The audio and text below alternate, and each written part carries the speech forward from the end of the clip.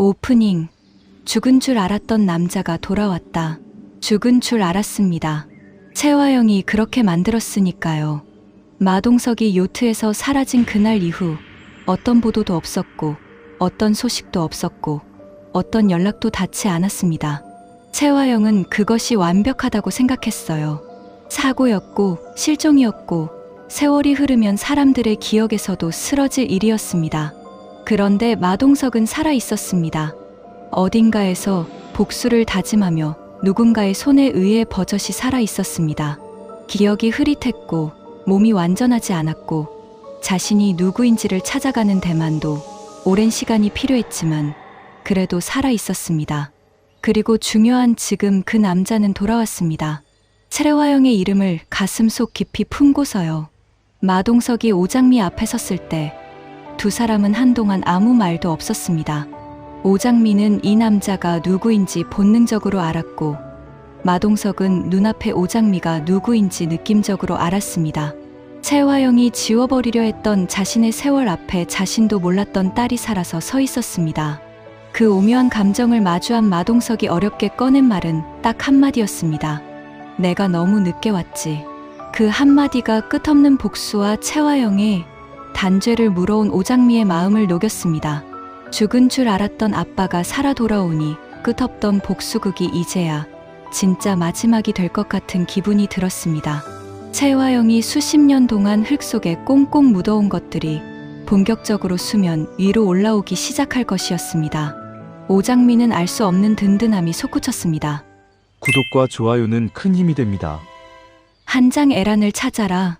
오장미는 전화를 끊지 않았습니다. 신호음이 울렸어요. 한 번, 두 번, 세 번. 오장미는 폰을 손에 꽉 쥔 채 숨을 참고 기다렸는데 받을 것 같지 않았어요. 네 번째 신호음이 채 끝나기도 전에 전화가 연결됐습니다. 숨소리가 들렸어요. 조심스럽고 낮고 무서운 것 같은 숨소리였는데 오장미는 그 숨소리 하나만으로도 이 사람이 얼마나 떨고 있는지를 느꼈습니다. 에란 씨, 저 오장미예요. 제발 끊지 말아요. 오장미가 낮고 분명하게 말하고는 잠깐 기다렸습니다. 잠깐의 침묵 뒤에 오장미가 다시 말을 이었어요. 지금 이 상황이 겁난다는 거 안다고. 그래도 당신이 아는 걸 말해줘야 한다고. 우리 아버지가 억울하게 돌아가셨다고요. 전화 너머로 뭔가 마음이 흔들리는 게 느껴졌습니다. 오장미는 이 순간을 놓치지 않아야겠다고 생각하며 말이 이어나갔습니다. 스패너가 그날 누구 손에서 나왔는지 에란 씨가 알지 않냐고요. 전화가 끊겼습니다. 오장미가 폰을 천천히 내리면서 숨을 고르고 강백호를 봤습니다. 강백호가 끊었냐고 물었습니다. 오장미가 그렇다고 하면서 한마디를 덧붙였습니다. 끊기 전에 울었다고. 전화 너머에서 에란 씨가 울었다고요. 강백호는 오장미의 말을 계속 귀 기울여 들었습니다. 오장미가 말했습니다. 에란 씨는 알고 있는 거라고. 알면서 무서워서 말 못하는 거라고요. 강백호가 이강혁이 계속 에란 씨를 쫓고 있다고 하자 오장미가 바로 일어섰습니다. 그러니까 우리가 먼저 가야 한다고요. 두 사람이 달렸습니다. 두 장 이강혁의 두 얼굴. 이강혁은 채화영의 전화를 받고 즉시 움직였습니다. 에란의 마지막 신호가 잡힌 위치였어요. 이강혁이 차를 몰았습니다. 채화영이 전화 너머로 재촉했어요. 강혁아, 에란이 입을 열면 끝이야. 알지? 이강혁이 알았습니다. 채화영이 또 말했어요. 강혁아, 넌 내 편이잖아. 그러니까 빨리 가줘. 이강혁이 운전대를 잡은 채로 아주 잠깐, 아주 짧게 눈을 감았습니다. 내 편. 채화영이 그 말을 얼마나 자주, 얼마나 쉽게 꺼내왔는지 이강혁은 알았어요. 이 말이 필요할 때마다 썼습니다. 이강혁을 움직여야 할 때, 이강혁이 흔들릴 것 같을 때, 이강혁이 의심할 것 같을 때, 그때마다 내 편이잖아라는 말이 나왔습니다. 20년이 넘었습니다. 이강혁이 채화영 편에서 보낸 시간이요. 그 시간 안에서 이강혁이 해온 일들을 생각하면 지금 이 차를 어디로 몰아야 하는지가 달라질 수 있었습니다. 신호에 걸려 차가 섰어요. 앞 신호등이 빨간색이었습니다. 이강혁은 그 빨간 빛을 한동안 바라봤어요. 그리고 폰을 꺼내 두 군데의 번호를 봤습니다. 채화영. 그리고 강백호. 신호가 바뀌었어요. 이강혁이 다시 출발했습니다. 그런데 그 방향이 채화영이 지시한 방향이 아니었어요. 세장 스패너가 말하다 강백호의 폰이 울렸습니다. 모르는 번호였어요. 지금은 모르는 번호도 받아야 했어요. 중요한 연락들이 모르는 번호로 수시로 오는 상황이었으니까요. 여보세요 하고 받자마자 전화 너머에서 여자 목소리가 들렸습니다. 강백호 씨죠? 저 에란이에요 라고요. 강백호가 굳었어요.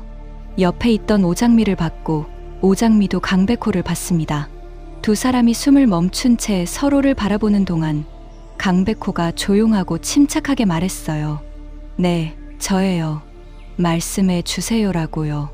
에란의 목소리가 떨렸습니다. 스패너 알아요. 그날 스패너를 주고 갔다고. 누가 가져갔는지 안다고 했어요. 강백호가 숨을 참고 기다렸습니다. 에란이 계속했어요.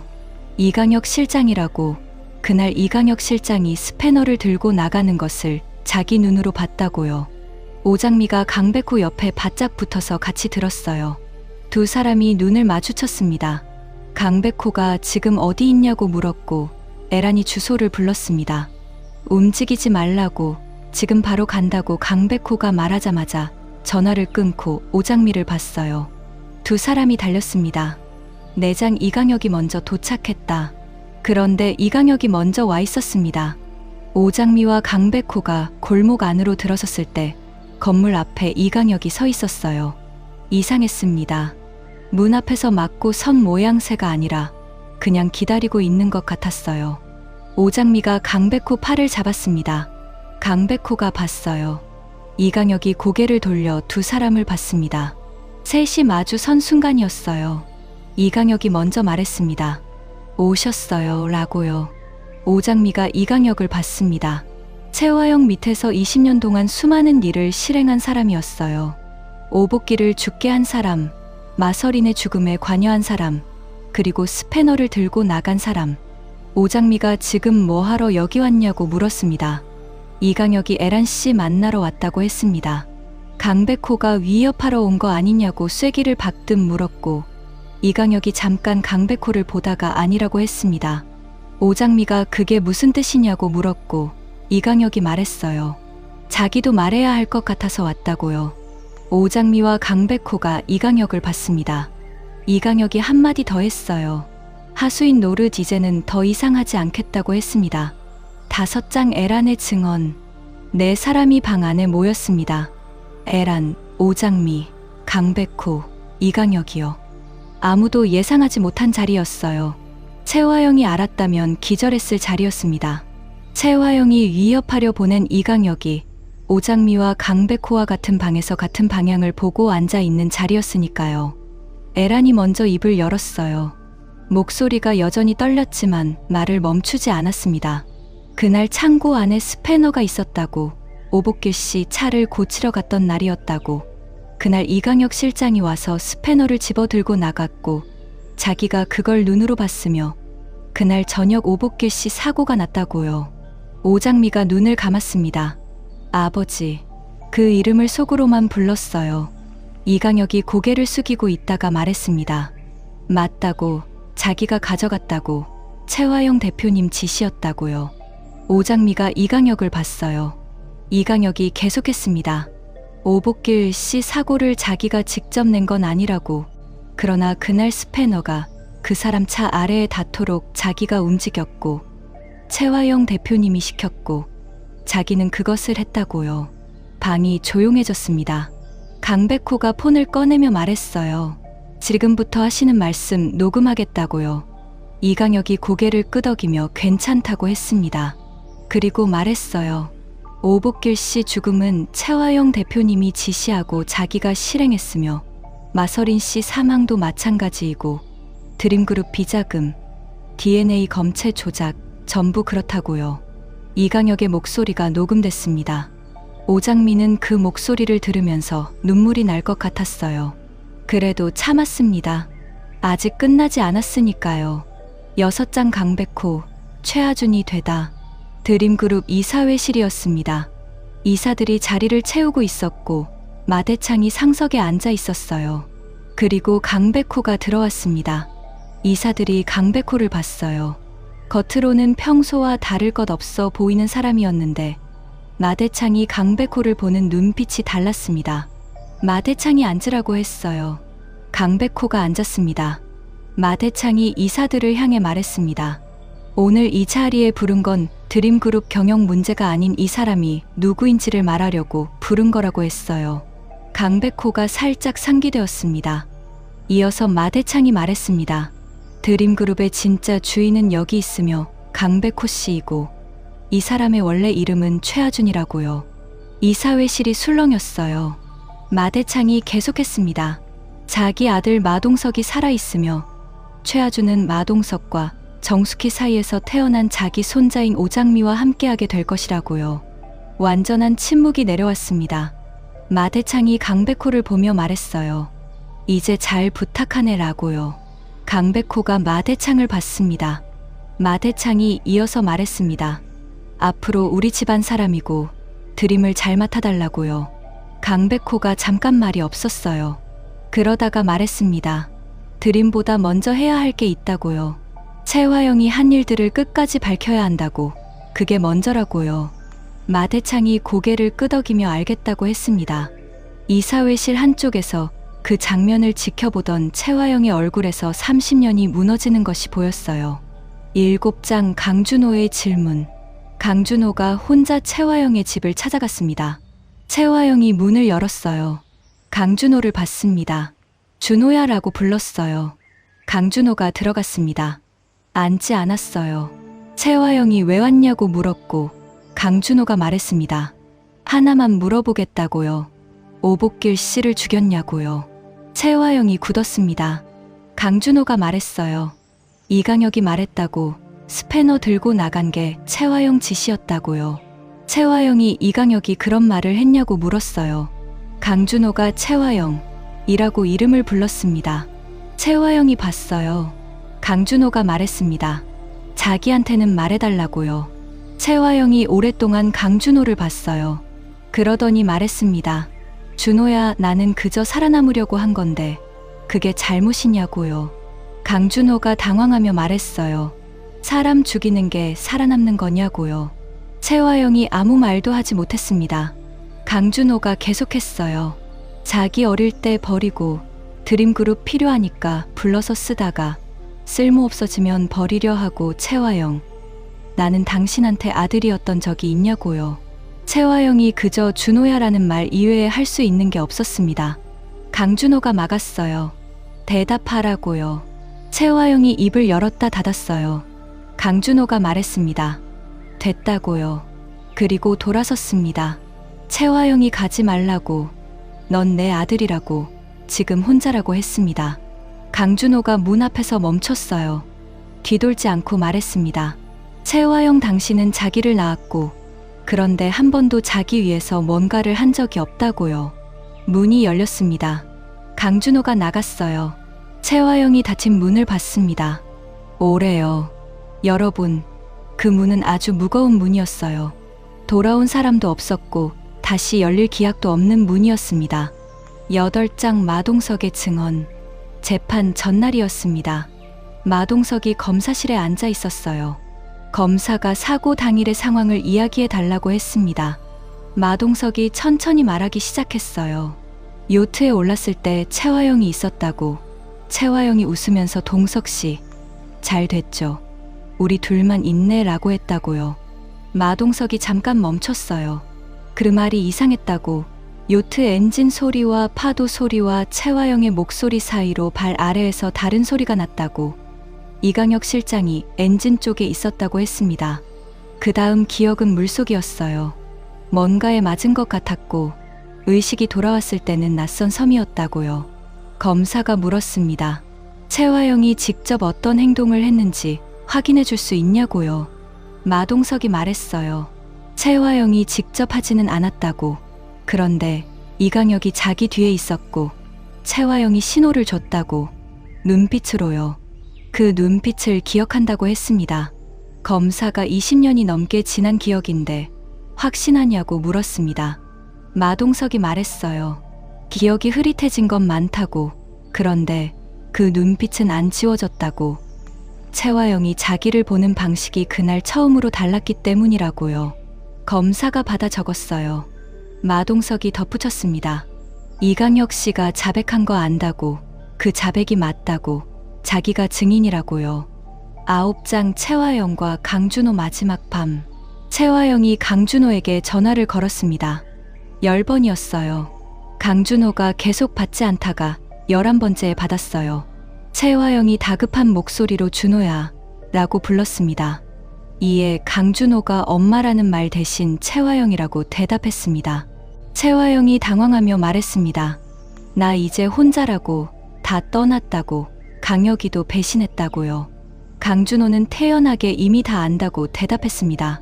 채화영이 간절하게 말했습니다. 넌 내 핏줄이잖아. 그래도 넌 이라고 하는데. 강준호가 막았어요. 강준호가 말했어요. 증거를 들고 경찰서에 가겠다고. 이강혁 씨가 넘겨준 녹음 파일이고 자기도 같이 제출하겠다고요. 채화영이 굳었습니다. 그러면 너도 라고 하자 강준호가 맞다고 했어요. 자기도 조사받을 거라고. 그게 순리이고 맞는 거라고요. 채화영이 계속해서 구차하게 말했습니다. 넌 내 아들이라고요. 강준호가 말했어요. 채화영 당신은 자기를 낳고 버린 사람이고 그게 전부이고 그 이상 그 이하도 아니라고요. 전화가 끊겼어요. 채화영이 폰을 내려다봤습니다. 집 안이 조용했어요. 아무도 없었습니다. 채화영이 소파에 앉아 오랫동안 그 자리에 있었어요. 그리고 작게 말했습니다. 나는 채화영이야. 마은혜도 아니고 마대창의 딸도 아니고 드림그룹의 누구도 아니고 그냥 채화영이야 라고요. 처음으로 그 이름을 거짓 없이 불렀습니다. 눈물이 났어요.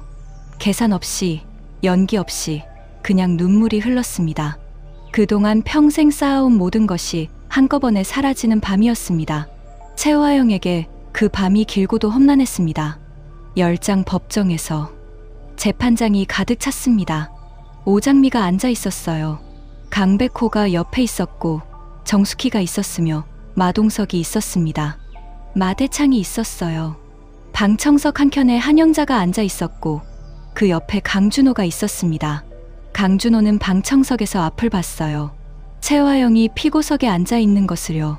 채화영이 강준호를 봤습니다. 두 사람의 눈이 마주쳤어요. 채화영이 뭔가를 말하려는 것 같았어요. 입술이 움직였습니다. 강준호가 눈을 돌렸어요. 판사가 개정을 선언했습니다. 검사가 일어서서 혐의를 읽기 시작했어요. 오복길 사망교사, 마서린 사망교사, 드림그룹 비자금 조성, 유전자 검체 조작, 마동석 요트 사고 공모, 정숙희 아이 납치 및 신원 조작. 긴 목록이었습니다. 여러분, 이 목록 하나하나가 누군가의 인생이었어요. 판사가 채화영에게 혐의 사실을 인정하냐고 물었습니다. 채화영이 잠깐 침묵했어요. 그리고 말했습니다. 인정합니다. 라고요. 방청석이 술렁였어요. 오장미가 눈을 감았습니다. 정숙희가 오장미의 손을 잡았어요. 마동석이 마대창 옆에서 조용히 앉아 있었습니다. 판사가 진술할 말이 있으면 해도 된다고 했어요. 채화영이 방청석을 봤습니다. 오장미를 봤고 정숙희를 봤으며 마동석을 봤어요. 그리고 강준호를 봤습니다. 채화영이 말했어요. 살아남으려고 했다고요. 가난하게 태어났고 아무것도 없었고 살아남는 방법이 그것밖에 안 보였다고. 그게 변명이 안 된다는 거 안다고. 그런데 그게 자기가 할 수 있는 유일한 말이라고요. 채화영이 마동석을 봤습니다. 마동석 씨, 살아 계셔서 다행이에요. 라고요. 방청석이 흔들렸습니다. 오장미가 눈물을 닦았어요. 강백호가 오장미의 손을 잡았습니다. 판사가 채화영에게 앉으라고 했어요. 판결이 시작됐습니다. 11장 정숙희가 아버지를 부르다. 판결이 끝난 날 저녁이었습니다. 정숙희가 마대창의 병실에 들어왔어요. 마대창이 좋지 않았습니다. 이 모든 충격이 한꺼번에 쌓인 거였어요. 의사가 안정이 필요하다고 했습니다. 정숙희가 침대 옆에 조용히 앉았어요. 마대창이 눈을 떴습니다. 숙희야 라고 불렀어요. 정숙희가 네 라고 했습니다. 마대창이 판결 났냐고 물었어요. 정숙희가 났다고 했습니다. 마대창이 잘 됐다고 했어요. 잠깐 침묵이 흘렀습니다. 마대창이 말했어요. 은혜야, 미안하다고 일찍 찾았어야 했는데 라고요. 정숙희가 마대창의 손을 잡았습니다. 늦었어도 찾았잖아요 라고 했어요. 마대창이 그래도 라고 했습니다. 정숙희가 말했어요. 아버지. 마대창이 눈을 감았습니다. 눈 아래에서 무언가가 흘렀어요. 80년 가까운 인생을 살아온 노인이 딸에게 아버지라는 말을 들었습니다. 정숙희가 마대창의 손을 꽉 잡았어요. 두 사람이 그 방 안에서 오래 있었습니다. 창밖에서 봄이 오고 있었어요. 여러분, 어떤 말은 평생을 기다려도 오지 않습니다. 그런데 이 말은 왔어요. 너무 늦게 왔지만 왔습니다. 12장 오장미가 마동석에게 말하다. 판결 다음 날이었어요. 오장미가 혼자 마동석을 찾아갔습니다. 마동석이 오장미를 봤어요. 오장미가 말했습니다. 마동석 씨, 자기는 오복길 아빠의 딸이라고요. 마동석이 고개를 끄덕였습니다. 오장미가 말했어요. 마동석 씨가 친아버지인 거 안다고, 정숙희 엄마한테 들었다고. 마동석 씨도 많이 힘드셨을 거라고요. 마동석이 봤습니다. 오장미가 말했어요. 그런데 자기한테는 아빠가 있다고, 오복길 아빠라고. 그분이 자기 아빠라고요. 마동석이 조용히 말했습니다. 맞다고요. 오장미가 마동석을 봤어요. 마동석이 말했습니다. 자기도 그걸 원하는 게 아니라고, 그냥 살아있어서 미안했고, 내가 힘들 때 옆에 없어서 미안했다고요. 오장미가 말했어요. 그 말이라고요. 그 말 한마디가 필요했다고요. 두 사람이 오래 서 있었습니다. 오장미가 마동석에게 정숙희 엄마 잘 부탁한다고 하고 돌아서려다 멈췄습니다. 그리고 아주 작게 말했어요. 아빠, 딱 한 번이었습니다. 아주 작게요. 마동석이 굳었어요. 오장미가 걸어갔습니다. 마동석은 그 뒷모습을 오래 봤어요. 눈에서 뭔가가 흘렀습니다. 여러분, 어떤 부름은 한 번으로 충분합니다. 13장 한영자의 사이다. 한영자가 채화영을 재판장에서 마지막으로 봤을 때 한 가지를 생각했습니다. 저 여자가 자기한테 한 말들이요. 당신은 남의 아이를 키운 여자, 강준호가 내 아들. 당신은 아무것도 아니야. 그 말들이 한영자를 오랫동안 아프게 했어요. 그런데 재판장에서 채화영이 끌려나가는 모습을 보면서 한영자는 이상하게도 가벼웠습니다. 아프지 않았어요. 재판장을 나왔을 때 강준호가 복도에 서 있었어요. 어머니, 라고 불렀습니다. 한영자가 봤어요. 강준호가 경찰서 다녀왔다고, 증거 제출했다고 했습니다. 한영자가 강준호를 오래 봤어요. 강준호가 말했습니다. 잘못했다고요. 한영자가 안다고 했습니다. 강준호가 용서해달라는 게 아니라고, 그냥 잘못했다고 말하고 싶었다고 했어요. 한영자가 알겠다고 했습니다. 그게 전부였어요. 한영자가 걸었습니다. 강준호가 따라가지 않았어요. 그런데 한영자가 멈추면서 말했습니다. 밥은 먹었냐고요. 강준호가 굳었습니다. 한영자가 돌아보지 않고 말했어요. 안 먹었으면 따라오라고요. 강준호 눈에서 눈물이 났어요. 그냥 눈물이 났습니다. 한영자를 따라갔어요. 여러분, 어떤 용서는 말로 하지 않습니다. 밥 한 끼로 합니다. 14장 채화영의 마지막 밤. 채화영이 구치소에서 첫 번째 밤을 보냈습니다. 불이 꺼졌어요. 채화영이 천장을 봤습니다. 아무것도 없었어요. 계획할 것도, 설계할 것도, 움직일 것도 없었습니다. 내일 법무팀에 연락해야 한다든지, 이사회에서 뭔가를 막아야 한다든지, 그런 생각들이 전혀 없었어요. 채화영에게 처음 있는 밤이었습니다. 그냥 있어도 되는 밤이요. 채화영이 눈을 감았어요. 마서린이 떠올랐습니다. 우리 서린이 채화영이 그 이름을 입술로만 불렀어요.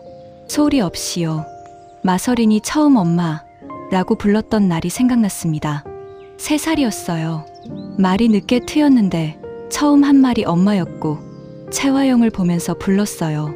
채화영은 그날 밤 혼자 울었습니다. 오래전에 아무도 없는 방에서 소리 없이요. 그 울음과 지금 이 울음이 같은 울음이었습니다. 계산 없는 울음이요. 채화영이 눈을 감은 채로 오래 있었어요. 구치소 복도에서 발소리가 들렸습니다. 채화영이 그 소리를 들으면서 생각했어요. 내가 틀렸다는 건 아직도 모르겠다고. 그런데 잘못한 건 안다고요. 그 두 가지가 다른 거라는 걸 채화영은 이제 알았습니다. 잠이 왔어요. 채화영이 처음으로 계산 없이 잠들었습니다. 에필로그 봄이 오다. 봄이 왔습니다. 정숙희는 반찬 가게를 했어요. 마대창이 가끔 와서 된장국을 먹었고 마동석이 오면 셋이 밥을 먹었습니다. 말이 많지 않았는데 그게 편했어요. 수십 년을 잃어버렸지만 지금 이 밥상이 있었고 그것으로 충분했습니다. 오장미는 드림그룹에 출근했어요. 이름이 달라졌습니다. 마서린이 아니었어요. 기획이사 오장미였습니다. 강백호가 옆에 있었어요. 최하준이라는 이름도 있었지만 드림그룹에서는 강백호로 불렸습니다. 그게 더 자연스러웠어요. 이름이 어느 것이든 그 사람이 그 사람이었으니까요. 어느 날 강백호가 말했습니다. 장미야 라고요. 오장미가 봤어요. 강백호가 아직도 장미야라고 부를 때마다 이상한 거 안다고 올해 장미씨라고 불러서 그렇다고 했어요. 오장미가 웃으면서 자기도 백호야라고 부를 때마다 입이 안 떨어진다고 했습니다. 강백호가 웃었어요. 두 사람이 나란히 걸었습니다. 복도 창밖으로 서울이 보였어요. 봄이었습니다. 강준호는 작은 식당을 했어요. 이름은 하늘이었습니다. 한영자가 가끔 왔어요. 아무 말 없이 먹고 갔습니다. 강남봉도 가끔 왔어요. 혼자였습니다. 어느 날 강준호가 강남봉에게 말했어요. 아버지라고요. 강남봉이 봤습니다. 오늘 국이 자기 솜씨라고 했어요. 강남봉이 먹더니 말했습니다. 맛있다 라고요. 그 말이 강준호에게 어떤 판결보다 무거웠습니다. 어떤 인정보다 따뜻했어요. 한영자는 자기 이름으로 일을 시작했습니다. 작은 일이었어요. 처음에는 서툴렀지만 서투른 게 무서운 게 아니라는 걸 알았습니다. 처음이기 때문에 서투른 거니까요. 이강혁과 가끔 연락했어요. 수감 중이었지만 편지를 했고 한영자가 답했습니다. 그게 어떻게 될지는 몰랐어요. 그런데 편지를 받고 답하는 것만으로도 충분히 살아있다는 느낌이 들었습니다. 마동석은 오장미와 마서린에 대해 오장미가 말해줬어요. 마서린이 남긴 것들을요. 마동석은 오래 울었습니다. 그리고 정숙희에게 전화를 걸었어요. 숙희씨, 나예요. 라고요. 정숙희가 동석씨 라고 불렀습니다. 마동석이 서린이 이야기를 해줄 수 있냐고 물었어요. 정숙희가 말했습니다. 우리 서린이 착했다고요. 마동석이 안다고 했어요. 두 사람이 오래 통화했습니다. 에필로그 오장미가 아버지 산소에 서다. 봄이 깊어지는 날이었습니다. 오장미가 아버지 산소를 찾아왔어요. 강백호가 옆에 있었습니다. 오장미가 꽃을 올렸어요. 봄꽃이었습니다. 노랗고 흰 꽃이었어요. 오장미가 말했습니다. 아빠 라고요. 바람이 불었어요. 오장미가 말했습니다. 다 됐다고. 진짜로요. 채화영이 판결받았고 이강혁도 받았으며 마동석 씨가 살아있어서 증언해줬고 아빠 억울한 게 다 세상에 알려졌다고요. 잠깐 멈췄어요. 그러더니 말했습니다. 아빠, 나 백호 씨랑 결혼할 거라고요. 강백호가 옆에서 오장미를 봤습니다. 오장미가 말했어요. 아빠 없어도 혼자 아니라고. 엄마 있고 마동석 씨도 있고 할아버지도 있고 오빠도 있고 백호 씨도 있다고요. 바람이 다시 불었습니다. 오장미가 말했어요. 아빠, 첫 번째 남자는 아빠라고요. 자기 인생에서 처음으로 사랑한 남자, 오복길 아빠라고요. 강백호가 오장미의 손을 잡았습니다. 오장미가 강백호를 봤어요. 강백호가 장미야 라고 부르고는 이제 갈까요? 라고 했습니다. 오장미가 산소를 마지막으로 봤어요. 그리고 고개를 끄덕였습니다. 두 사람이 걸었어요. 봄 속으로요. 산소 위에 꽃이 피어 있었습니다. 바람이 꽃을 흔들었어요. 오복길이 거기 있었을 거예요. 뭐라고 했을까요? 아마 국 식는다 라고 했겠지요. 오장미가 걸으면서 웃었습니다. 눈물과 함께요. 봄이 왔어요. 이 드라마가 처음 시작됐을 때 오장미는 복수자였습니다. 그리고 지금 오장미는 오장미였어요. 자기 이름으로, 자기 얼굴로, 자기 사랑으로요. 그것이 이 드라마의 진짜 결말이었습니다. 채화영은 평생 남의 것을 훔쳤습니다. 아이를 훔쳤고, 이름을 훔쳤고, 사랑을 훔쳤고, 권력을 훔쳤어요. 그런데 마지막에 채화영이 훔치지 못한 것이 있었습니다. 오장미의 아버지에 대한 사랑, 정숙희의 딸들에 대한 기억, 강백호의 엄마를 향한 마음, 그리고 강준호가 어머니라고 부르는 그 입술, 그것들은 훔칠 수 없는 것이었어요. 왜냐하면 그것들은 살아있는 것들이었기 때문입니다. 오장미가 살아남았고, 정숙희가 기억을 되찾았으며, 마동석이 돌아왔고, 강백호가 뿌리를 찾았습니다. 봄은 기다린 사람에게 왔어요. 아주 늦게. 그러나 왔습니다. 보너스 장면. 이강혁이 녹음기를 켰다. 채화영이 이강혁에게 전화를 걸던 날이 있었습니다. 모든 것이 흔들리기 시작할 때였어요. 정숙희의 목걸이 안쪽 글씨가 드러나기 전, 마동석이 검사실에 앉기 전, 강준호가 증거를 들고 경찰서에 가기 전이었습니다. 채화영이 말했어요. 지금 막을 게 없다고. 애란이 오장미 쪽에 붙은 것 같다고요. 이강혁이 안다고 했습니다. 채화영이 말했어요. 어떻게 해야 하냐고. 애란 입을 막아야 한다고요. 이강혁이 대표님이라고 불렀습니다. 채화영이 봤어요. 이강혁이 말했어요. 20년 동안 대표님 편이었다고요. 채화영이 알겠다고, 고맙다고 했습니다. 이강혁이 말했어요. 그런데 오늘 이후로는 아니라고요. 채화영이 굳었습니다. 이강혁이 지금 이 전화를 녹음하고 있다고, 지금까지 대표님 지시를 받아 직접 실행한 것들을 전부 오장미 씨한테 넘겼다고 했어요. 채화영이 강혁아라고 불렀습니다. 이강혁이 말했어요. 대표님이 채화영이라고 불러줘서 고마웠다고, 20년 동안 그것만 받고 살았다고, 그게 전부인 줄 알았다고요. 채화영이 아무 말도 하지 않았습니다. 이강혁이 말했어요. 이제 그것만으로는 안 된다고요. 전화가 끊겼습니다. 채화영이 폰을 내려다 봤어요. 이강혁. 채화영이 20년 동안 그 이름 앞에 강혁아 라고 불렀습니다. 그런데 그 이름이 마지막에 채화영을 무너뜨렸어요.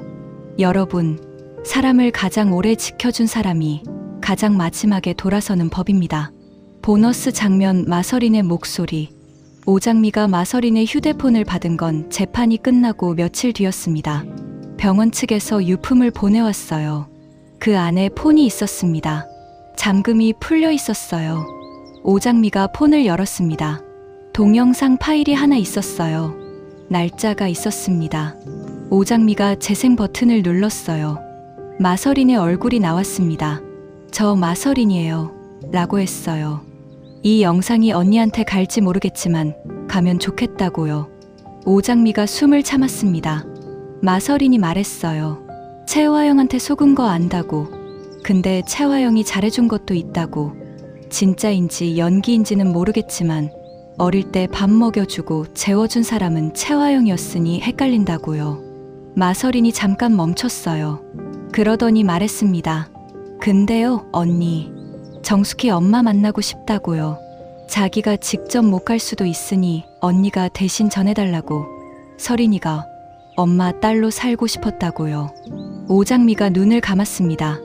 마서린이 마지막으로 말했어요. 언니, 고마워요. 라고요. 자기를 찾아준 거 아니냐고. 마서린이라는 이름이 어디 있는지를 찾아준 게 언니였다고요.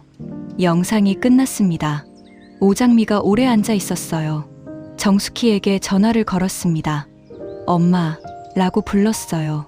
정숙희가 장미야, 라고 했습니다. 오장미가 서린 씨가 영상을 남겼다고 했어요. 정숙희가 굳었습니다. 오장미가 말했어요. 엄마, 딸로 살고 싶었다고 했다고요. 전화 너머에서 정숙희가 울었습니다. 오장미도 울었어요. 두 사람이 전화를 연결한 채로 한동안 울었습니다. 그 울음이 슬프기만 한 게 아니었어요. 마서린이 있었다는 것, 그리고 마서린이 자기 엄마를 알았다는 것이 담긴 울음이었습니다.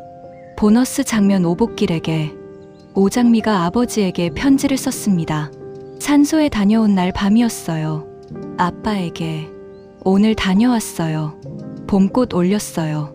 아빠 좋아하는 거 알아서요. 채화영 재판 끝났어요. 판결 받았어요. 이강혁도요. 마동석 씨가 살아 계셔서 증언해줬어요. 에란 씨도 말해줬어요.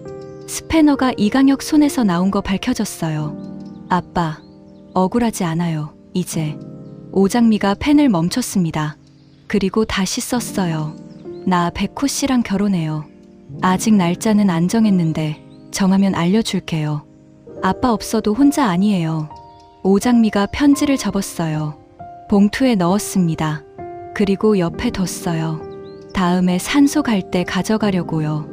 오장미가 창밖을 봤어요. 서울이 밤이었습니다. 불빛이 켜져 있었어요. 오복길이 좋아했던 서울 밤이었습니다. 저 불빛들이 다 살아있는 사람들의 것이라고, 저렇게 많은 사람이 살고 있다고 좋아했던 아버지였어요. 오장미가 창밖을 오래 봤습니다. 그리고 말했어요. 아빠, 나 잘 살게요. 바람이 불었어요. 창문이 없는데 바람이 불었습니다. 오장미가 웃었어요. 아버지가 들었겠지요. 여러분, 사랑하는 사람은 사라지지 않습니다. 바람이 되지요. 창문이 없어도 부는 바람이 되는 겁니다. 자, 이번 첫 번째 남자 이제 막바지로 접어들고 있는 상황인데, 채화영, 저희는 이제 감옥을 간다라고 되어 있고, 실제로 드라마에서도 감옥 갈 확률이 매우 높죠. 그리고 마동석과 오장미, 그리고 정숙희, 모든 분들이 행복을 다시 찾을 것 같습니다. 오늘도 시청해 주셔서 감사드리고 좋은 하루 되세요. 구독과 좋아요는 큰 힘이 됩니다. 오늘도 행복하세요.